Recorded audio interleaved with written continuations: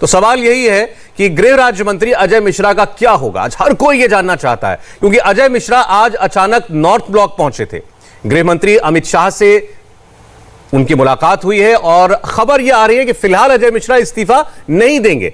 तो एक तरफ किसान नेता कह रहे हैं कि इनकी बर्खास्तगी होनी चाहिए, उसके पहले तब तक किसान जो हैं अपनी मांगे सबसे पीछे नहीं हटेंगे।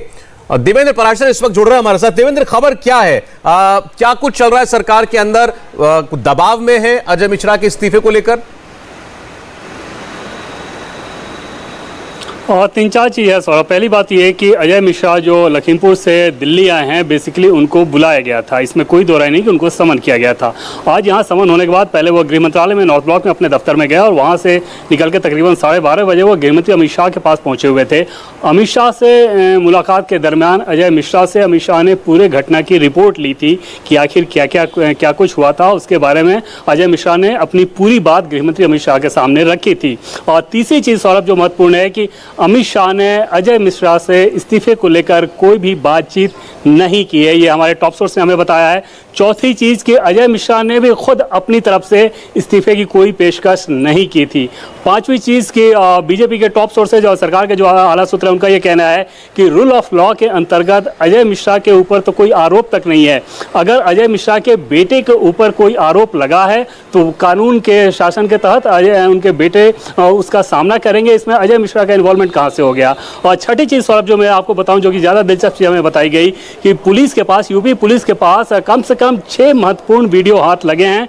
उनकी और जांच चल रही है और अगले 2 से 3 दिन के अंदर उत्तर प्रदेश पुलिस के बड़े अधिकारी इस मामले में और ज़्यादा डिटेल सामने रख सकते हैं, क्योंकि बहुत सारी चीज़ें ऐसी हैं जो कि वो ये बता रही हैं कि आखिर मामला जो हुआ, जिस रूप में पेश किया जा रहा है, कहानी उससे थोड़ी अलग भी है।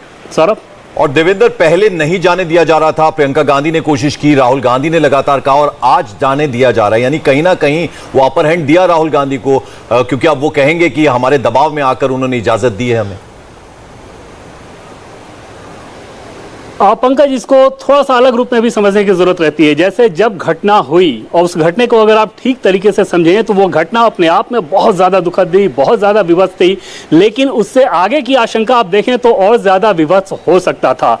वहाँ पे जो कम्युनिटी इन्वॉल्व थी वो कम्युनिटी माइनॉरिटी में है और जिस प्रकार की घटना के बाद 3-4 लोगों के साथ लिंचिंग की घटना की गई, अगर बाकी लोग भी रिएक्ट करते उनके ऊपर तो आप अंदाजा लगाइए कि वहाँ की तस्वीर कितनी भयावह हो सकती थी।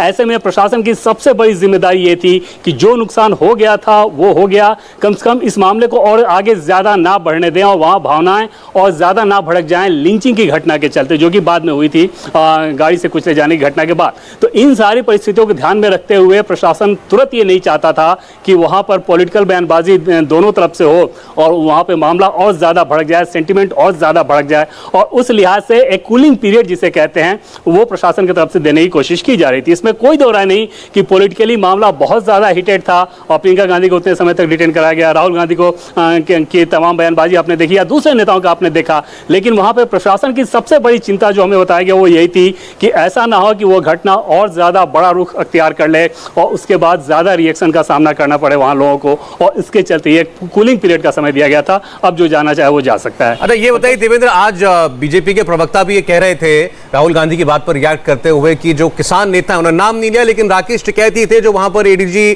के साथ बैठे हुए थे जब समझौते की बात हो रही थी, जब मुआवजे का ऐलान हो रहा था। उन्होंने कहा कि किसान नेताओं को प्रॉब्लम नहीं है तो राहुल गांधी प्रियंका गांधी को क्यों दिक्कत हो रही है। लेकिन राकेश टिकैत ने अभी अभी ये कहा है कि मंत्री की बर्खास्तगी और उनके बेटे की गिरफ्तारी तक कोई समझौता नहीं होगा। सरकार कैसे देख रही है इसे? सौरभ, जो हमें बताया गया है उसमें यह कि जैसे राकेश टिकैत के साथ, राकेश टिकैत जिस प्रकार से वहाँ पे पुलिस के अधिकारियों के साथ बैठ के उन्होंने मामले को सॉल्व कराया था, उसके पीछे कहानी ये थी कि राकेश टिकैत को यह बताया गया कि देखिए दोनों पक्षों की गलती किस प्रकार की रही और कैसे कैसे सबूत हैं। और दूसरी चीज़ ये कि अगर ये मामला और ज़्यादा भड़कता है तो जाहिर तौर पर उसकी आँच सबके ऊपर आएगी और राकेश टिकैत को वो बात समझ में आई। राकेश टिकैत की दूसरी परेशानी ये है कि उनको एक पॉलिटिकल पोजिशनिंग भी लेनी थी। उनको ये नहीं दिखना था कि किसानों के मसले पर जाकर वो प्रशासन के सीधे सीधे साथ आ गए और ऐसे में वो मंत्री के इस्तीफे इस्तीफे की बात पे लगातार अड़े हुए हैं, लेकिन मंत्री के इस्तीफे का आधार सरकार के लोग हमें ये बता रहे हैं कि आखिर किस आधार पर गृह राज्य मंत्री के इस्तीफे की बात कही जा रही है, गृह राज्य मंत्री का इसमें इन्वॉल्वमेंट क्या है। अगर गृह राज्य मंत्री के बेटे के ऊपर कोई आरोप लगा भी है तो क्या बेटे के ऊपर आरोप के चलते उसके पिता का इस्तीफा ले लेना चाहिए, ऐसी चीजें हमें बताई जा रही हैं। तो जाहिर तौर पर उससे ये साफ समझ में आ रहा है कम से कम अभी तो गृह राज्य मंत्री के इस्तीफे को लेकर कोई विचार तक नहीं चल रहा है। इंडिया टीवी हर वक्त हर जगह डाउनलोड करने के लिए सर्च करें India TV news Google play store या ऐप स्टोर पर।